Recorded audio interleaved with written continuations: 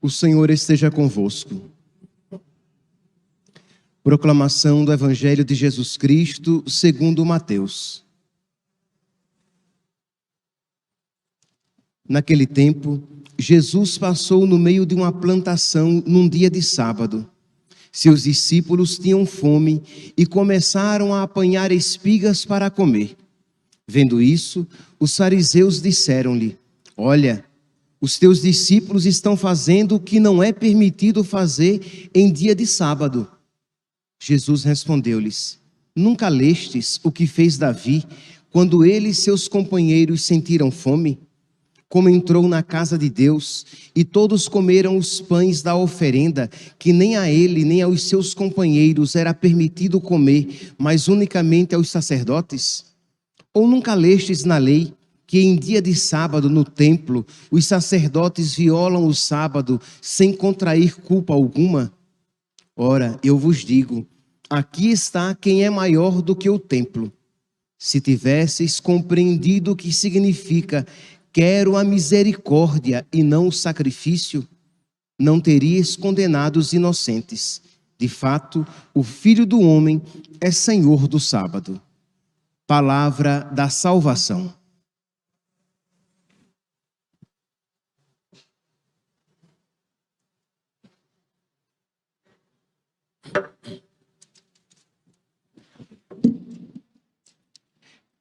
Caríssimos irmãos e irmãs, quero a misericórdia e não o sacrifício. Eis aqui uma frase profundamente evangélica, mas tão mal compreendida nos tempos atuais. Inclusive até mal compreendida por muitos dentro da igreja. Quero a misericórdia e não o sacrifício. Quando Jesus Cristo disse essa frase, Jesus Cristo tinha em mente a atitude farisaica. Os fariseus, eles eram expertos em oferecer sacrifícios. Eles sabiam oferecer sacrifícios. Sacrifícios no altar, os animais sacrificados, sacrifício como expressão do seu jejum e do seu dízimo devolvido, era uma expressão de sacrifício, mas tudo aquilo era um gesto exterior. Aquelas atitudes eram atitudes exteriores que não brotavam de um coração verdadeiramente penitente, de um coração verdadeiramente desejoso de conversão, de um coração que queria se abrir ao amor de Deus, mas apenas uma pessoa que fazia um gesto exterior para com aquilo, se pensar, merecedor de algo para com Deus. Então é aquela pessoa que faz uma novena, mas continua com um coração mau, com um coração duro, com um coração fechado à misericórdia. É aquela pessoa que vai até a missa, que faz coisas boas, isto é, reza o terço, mas o seu coração continua um coração tão distante de nosso Senhor. Então, é isso que nosso Senhor tem em mente quando Ele diz: eu quero a misericórdia e não o sacrifício. Isto é, gestos exteriores, mas que não modificam o meu interior. Atitudes aparentemente boas, mas que não brotam de um coração que quer ser bom, que quer ser semelhante ao coração de nosso Senhor. Pois bem, este era o contexto da frase quando Jesus disse isso. Ele tinha isso em mente, aquela atitude farisaica. Como é então que o mundo atual esta frase compreende? Porque acredito que todos vocês, muitos, se não todos, já ouvimos: a igreja precisa ser mais misericordiosa. Os sacerdotes precisam ser mais misericordiosos. Porque Deus disse, Ele quer a misericórdia e não o sacrifício. Ora, quando isso normalmente se diz, quando o mundo isso diz, que a igreja precisa ser mais misericordiosa, porque Deus quer a misericórdia e não o sacrifício, infelizmente, o que se tem por trás é um objetivo de continuar apegado aos seus pecados em nome da misericórdia. Isto é, a igreja vem e ensina aquilo, o contrário daquilo que ela não pode ensinar. Isto é, ela ensina, por exemplo, a pecaminosidade do aborto. Isto é, o aborto é um pecado sempre. Desejar a morte do feto, da criança, é mau, é um pecado contra o 5º mandamento. Um pecado horrendo, mataram a criança no ventre da sua mãe. E aí vem alguém que, para justificar aquele pecado, diz: não, mas Deus quer a misericórdia e não o sacrifício. Não exija esse sacrifício daquela pessoa. Uma pessoa que percebe que tem inclinações homossexuais. E aí ela pretende justificar a sua vida fora dos mandamentos de Deus, dizendo: ah, não, Deus quer a misericórdia e não o sacrifício. Eu não preciso me sacrificar dessa maneira para ser amigo de Deus. O que importa é que eu viva a misericórdia, porque Deus quer a misericórdia e não o sacrifício. Uma pessoa, por exemplo, que é infiel à sua esposa, ao seu marido, e resolve abandonar a sua família, trair a sua família para buscar, entre aspas, a sua felicidade, e ela justifica aquela atitude dizendo: ah, não, gente, Deus quer a misericórdia e não o sacrifício. Percebe que quando, com uma mentalidade mundana, isso se diz, o que é que se afirma? Que Deus não quer que ninguém se esforce para viver a palavra de Deus. Que Deus não quer que ninguém se esforce para viver os mandamentos. Que Deus quer a misericórdia e não o sacrifício. Aí vem um pregador e ensina aquilo que está profundamente presente na Sagrada Escritura. Isto é, a existência do inferno e a possibilidade real de irmos para o inferno. Porque entenda, meus santos, estamos aqui, sei lá, quantas pessoas aqui na igreja? 100, 150 pessoas? Ok. Quem garante que as 100, 150 pessoas aqui presentes, contando com o padre, tá? Quem garante que iremos para o céu?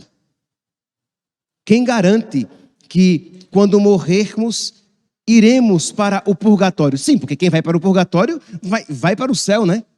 Então, quem garante? Porque ir direto para o céu, eu nem arrisco perguntar quem aqui vai direto para o céu. Estou pensando assim: quem aqui morrendo vai para o purgatório? Não sei.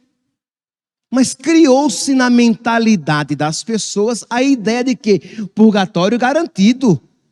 Pelo menos isso quer. Ora, se não, até direto para o céu. Quer dizer, uma presunção de que não, o inferno não existe, a salvação está garantida. E pregar algo diferente disso seria falta de misericórdia.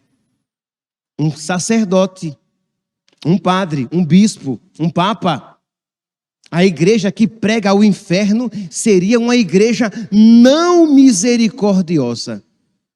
É interessante, Santa Faustina, no diário, né? No diário de Santa Faustina, no número 741, ela, imagine, Santa Faustina, a apóstola da misericórdia. Ninguém pode duvidar de que era uma alma misericordiosa, Santa Faustina. E ela fala assim, Lá, se depois tiver a santa curiosidade, você pode pegar lá o Diário de Santa Faustina, número 741. E ela vai dizer assim: eu estou escrevendo isso por ordem de Deus. O que é que ela está escrevendo, pelo amor de Deus? Eu estou escrevendo isso por ordem de Deus, para que nenhuma alma se excuse, dizendo que não há inferno, ou que ninguém esteve lá e não soube como é. Porque ela foi levada ao inferno para que ela visse as almas no inferno, para que ela visse que o inferno existe e que lá existem almas condenadas. E ela diz: eu, irmã Faustina, por ordem de Deus, estive nos abismos do inferno, para que possa falar às pessoas e testemunhar que o inferno existe. E ensinar a existência do inferno é misericórdia. Por quê? Porque se não se ensina que o inferno existe e que para lá podemos ser eternamente condenados, nós iremos viver a nossa vida de qualquer jeito, tendo aquela compreensão mundana da frase: ah, não, gente, Deus quer misericórdia e não sacrifício. E aí você não se sacrifica para viver os mandamentos de Deus. Aí você não se esforça para lutar contra os seus pecados, os desejos desregrados que existem na sua alma. Por quê? Porque você caiu na armadilha do diabo, que ensinou de uma maneira errada esta frase evangelicamente verdadeira: quero a misericórdia e não o sacrifício. Mas entendamos o que é que nosso Senhor quer dizer com isso: quero a misericórdia e não o sacrifício. Não é como os fariseus compreendiam e nem como os mundanos hoje compreendem, que falar de misericórdia é dizer que nós podemos pecar e cometer todos os pecados, porque Deus é misericórdia, Deus é bonzinho, Deus é fofo, e no final Deus vai perdoar todo mundo e todo mundo vai para o céu. Este não é o ensinamento, porque isso não seria misericórdia. Mas aí continua Santa Faustina, e ela diz: sobre isso, percebi, no entanto, uma coisa: o maior número das almas que lá estão, o maior número das almas que estão no inferno, é justamente o daqueles que não acreditavam que o inferno existisse. O maior número das almas lá no inferno é justamente daqueles que diziam que o inferno não existia, que Deus é amor, misericórdia e fofura, que vai todo mundo para o céu, que não existe inferno, que Deus é legal demais, é um vovozão. Entende, meus santos? Que não é misericórdia não ensinar a existência do inferno, porque o pecado é uma doença para a nossa alma. Imagine um paciente que vai ao médico, um paciente repleto de doenças, como as nossas almas, repletas de pecado, e o médico diz: não, você está ótimo, não precisa mudar nada, você está muito bem, saúde perfeita, você vai viver 120 anos como um rapaz de 25. E a pessoa com o corpo cheio de doenças volta para casa, não obstante continue cheia de doenças, porque aquele médico mentiu quando disse que ela estava saudável. É a mesma coisa quando um pregador, um sacerdote, que se encontra com a alma com pecados reais, verdadeiros, concretos, mortais, as práticas homossexuais, o aborto, a pílula anticoncepcional, a infidelidade conjugal, a desonestidade no seu trabalho, roubando as pessoas, a falta de perdão e o ódio alimentados no seu coração, a pornografia, a promiscuidade. Então, o sacerdote se encontra com aquela pessoa em estado verdadeiro de pecado mortal e diz: não se preocupe não. Deus quer a misericórdia e não o sacrifício. E isso vai fazer com que aquela pessoa não se esforce em mudar de vida, se endureça ainda mais no pecado e se perca por toda a eternidade. Meus santos, quando as pessoas dizem: a igreja precisa ser mais misericordiosa, isso as pessoas estão dizendo, quer dizer, se a igreja se tornar misericordiosa desta maneira mundana a que eu me refiro, ela se tornará satânica, ela se tornará mundana, ela se tornará falsa, ela se tornará má, ela se tornará diabólica. Esta igreja pseudo-misericordiosa. A igreja precisa ser verdadeira, a igreja precisa ser segundo o coração de Cristo, aí sim ela será verdadeiramente misericordiosa. Quando a palavra de Deus diz: eu quero a misericórdia e não sacrifício, a palavra de Deus está nos ensinando o quê? Que Deus quer que o nosso coração seja semelhante ao coração dele. Que nós não tenhamos apenas gestos exteriores de piedade, mas que sejamos verdadeiramente piedosos. Que nós não tenhamos gestos aparentemente exteriores, né, de religião, mas que sejamos verdadeiramente religiosos. Que nós não apenas rezemos com a boca, mas que nós rezemos com a alma, com o coração, com a vida. Que nós não apenas pareçamos cristãos, mas que o sejamos de fato. Que nós não apenas pareçamos cristãos, mas que sejamos outros cristos, cristãos de fato. Aí sim nós estaremos vivendo esta realidade que Deus quer que nós sejamos misericordiosos. Classicamente, nós iremos encontrar as obras de misericórdia, porque você pode se perguntar: mas padre, como é então que eu vou colocar em prática a misericórdia para ser misericordioso? Para viver então isto que Jesus diz: eu quero a misericórdia. Isso é para todos nós. Ora, já falei, o que é ser misericordioso? É ter um coração semelhante ao coração de Cristo. É ter um coração bom. É ter um coração que, por exemplo, quando você vir um pecador, você vai louvar a misericórdia de Deus que o livrou daquele pecado. Porque você sabe que por você mesmo, você cometeria aquele pecado ou outros piores. E você se compadecerá daquela pessoa. Então, existem as obras clássicas de misericórdia. Vou citar aqui apenas algumas. As obras corporais de misericórdia: dar de comer a quem tem fome, dar de beber a quem tem sede, vestir o nu, visitar o doente, o preso.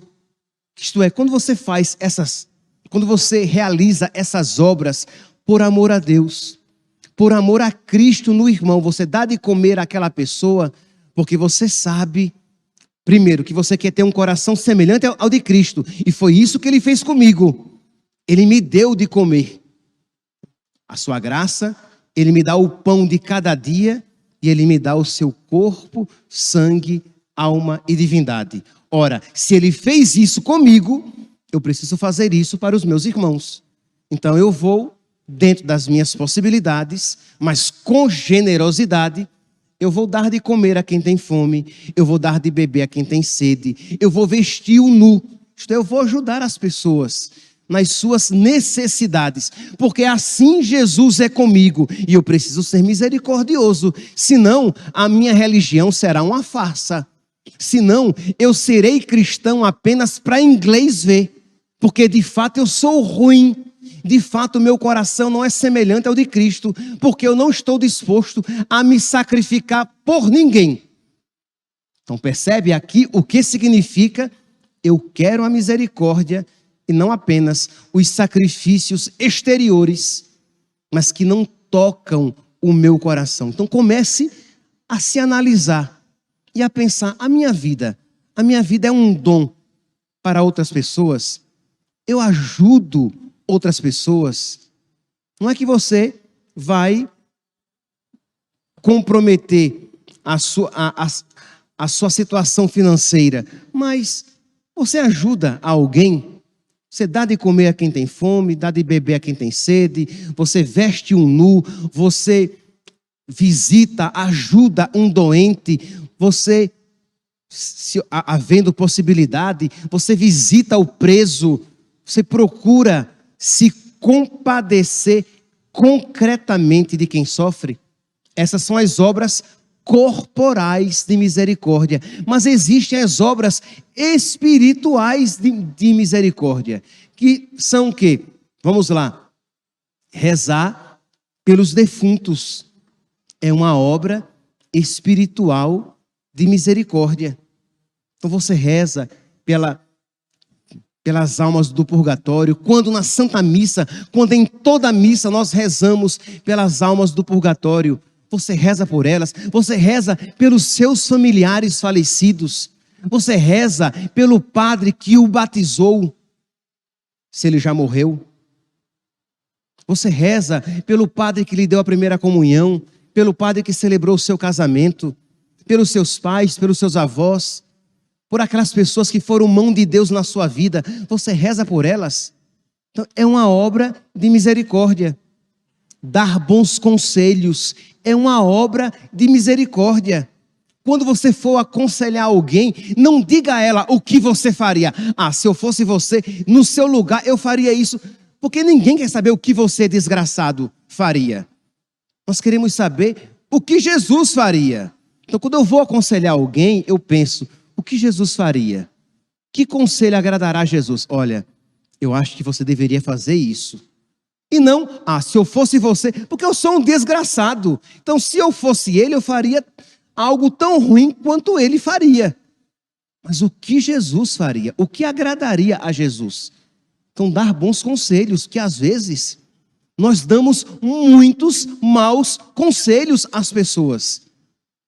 Então, isso é mal, isso desagrada a Deus, isso não é obra de misericórdia. Então, dar bons conselhos, ensinar os ignorantes.